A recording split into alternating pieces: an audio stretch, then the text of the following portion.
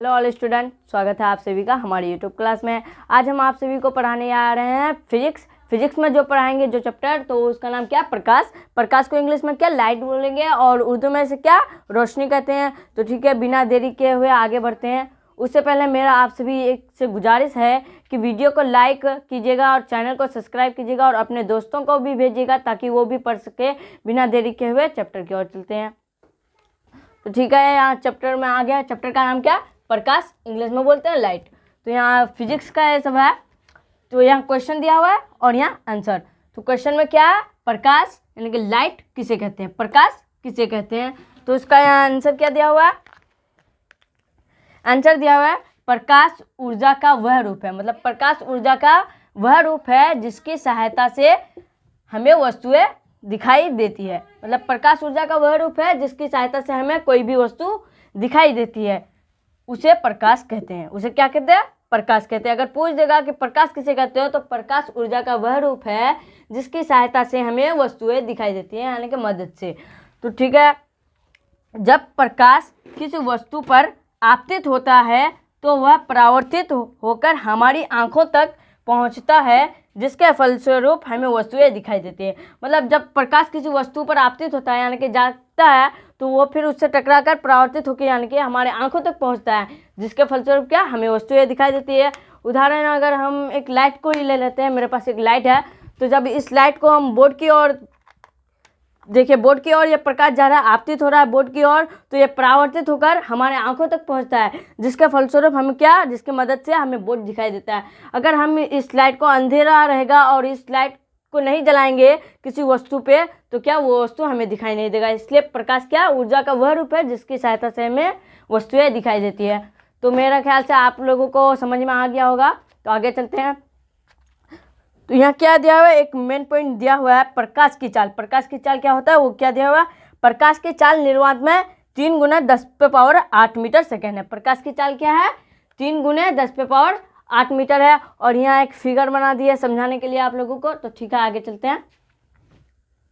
यहाँ क्या दिया हुआ है, प्रकाश से संबंधित महत्वपूर्ण पद। क्या, प्रकाश से संबंधित महत्वपूर्ण पद, important terms related to light. मतलब प्रकाश से कुछ महत्वपूर्ण पद दिया हुआ है यहाँ पे, उसे देखते हैं। यहाँ क्या दिया हुआ है, क्वेश्चन दिया हुआ है। क्वेश्चन को पहले समझना, क्वेश्चन क्या है आखिर।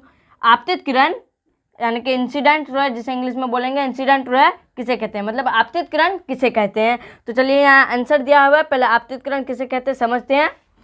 वह प्रकाश किरण जो समतल पृष्ठ पर आकर टकराती है उसे आपतित किरण कहते हैं। मतलब वह प्रकाश किरण जो समतल पृष्ठ पर आकर टकराती है उसे क्या कहते हैं, आपतित किरण कहते हैं। जैसे यहाँ फिगर में दिया हुआ है, ये एक समतल पृष्ठ दिया हुआ है, यहाँ एम से एम एक्स तक जो एक समतल पृष्ठ दिया हुआ है।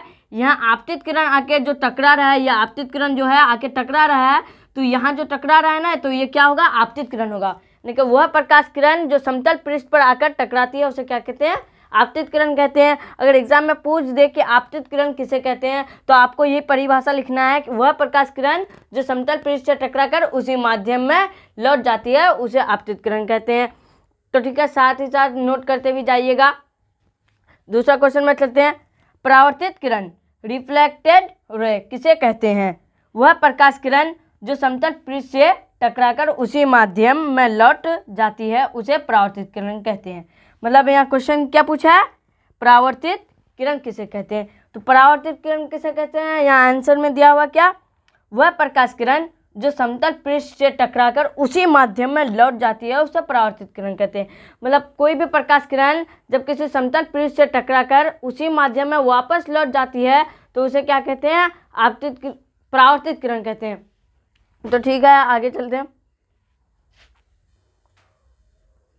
तो ठीक है, यहाँ फिगर में क्या, आपतित किरण और परावर्तित किरण दिया हुआ है। तो परावर्तित किरण का डिफिनेशन समझा दिया। अब यहाँ समझते हैं फिगर में। ये जो आपतित किरण है, पहले यहाँ समतल पृष्ठ पर आकर टकराया, फिर यहाँ से जो वापस जा रहा है, तो यह क्या, परावर्तित किरण है। मतलब वह प्रकाश किरण जो समतल पृष्ठ से टकराकर उसी माध्यम में वापस लौट जाती है उसे क्या कहते हैं, परावर्तित किरण कहते हैं। तो वीडियो को स्टॉप करके आप लोग नोट कर लीजिएगा। तो ठीक है, आगे चलते हैं। क्वेश्चन नंबर 4, पॉइंट नंबर 4 आप में आ गए हैं। जो क्या है, क्वेश्चन नंबर 4 आपतन बिंदु। इंग्लिश में पॉइंट ऑफ इंसिडेंस। इंग्लिश में क्या? पॉइंट ऑफ इंसिडेंस, यानी कि आपतन बिंदु किसे कहते हैं। तो आप क्वेश्चन में जो दिया हुआ है आपतन बिंदु किसे कहते हैं, पहले उसको समझते हैं। तो यहाँ पूछा आपतन बिंदु किसे कहते हैं, यहाँ आंसर दिया हुआ है, तो आंसर को समझते हैं। आपतित किरण परावर्तित पृष्ठ के जिस बिंदु पर आकर टकराती है उस बिंदु को आपतन बिंदु कहते हैं। मतलब आपतित किरण परावर्तित पृष्ठ के जिस बिंदु पर आकर टकराती है उस बिंदु को क्या? आपतन बिंदु कहते हैं। मतलब आपतित किरण परावर्तक पृष्ठ का जिस बिंदु पे आकर टकराती है वह बिंदु क्या कहलाता है? आपतन बिंदु कहलाता है। जैसे यहाँ आपतित किरण आके यहाँ इस बिंदु पे टकराया है, यहाँ बिंदु भी आपतन बिंदु दिया हुआ है, यहाँ आके टकराया है, तो ये बिंदु क्या हो गया? ये बिंदु आपतन बिंदु हो गया। तो इसी को क्या बोलेंगे? आपतन बिंदु। मतलब डेफिनेशन यहाँ दिया हुआ है, आपतित किरण परावर्तित पृष्ठ के जिस बिंदु पर आकर टकराती है उस बिंदु को क्या? आपतन बिंदु कहते हैं। तो आप लोगों को समझ में आ गया होगा, नोट करते ही चलना। तो ठीक है, आगे बढ़ते हैं। तो ठीक है, आगे चलते हैं। क्वेश्चन नंबर 5 में आ गए। क्वेश्चन नंबर 5 क्या है? अभिलंब। अभिलंब यानी इंग्लिश में नॉर्मल। अभिलंब किसे कहते हैं? तो अभिलंब किसे कहते हैं क्वेश्चन में दिया हुआ है। अब आंसर में क्या है, आंसर समझते हैं। आपतन बिंदु से पृष्ठ के लंबवत खींची गई रेखा को अभिलंब कहते हैं। मतलब आपतन बिंदु से पृष्ठ के लंबवत खींची गई रेखा को क्या? अभिलंब कहते हैं। तो ठीक है, यहाँ फिगर में समझते हैं। यहाँ आपतन बिंदु है, इस आपतन बिंदु से पृष्ठ के लंबवत खींची गई रेखा जो ऊपर खींची गई है, इस रेखा को ही क्या बोलेंगे? जो एन रेखा दर्शाया गया है उस रेखा को क्या बोलेंगे? अभिलंब। तो यह रेखा क्या? अभिलंब है। डेफिनेशन में क्या दिया हुआ है? आपतन बिंदु से, मतलब आपतन बिंदु से पृष्ठ के, ये तो पृष्ठ दिया हुआ है, पृष्ठ के लंबवत खींची गई रेखा क्या? अभिलंब कहलाता है या अभिलंब कहते हैं। तो ठीक है, आगे बढ़ते हैं।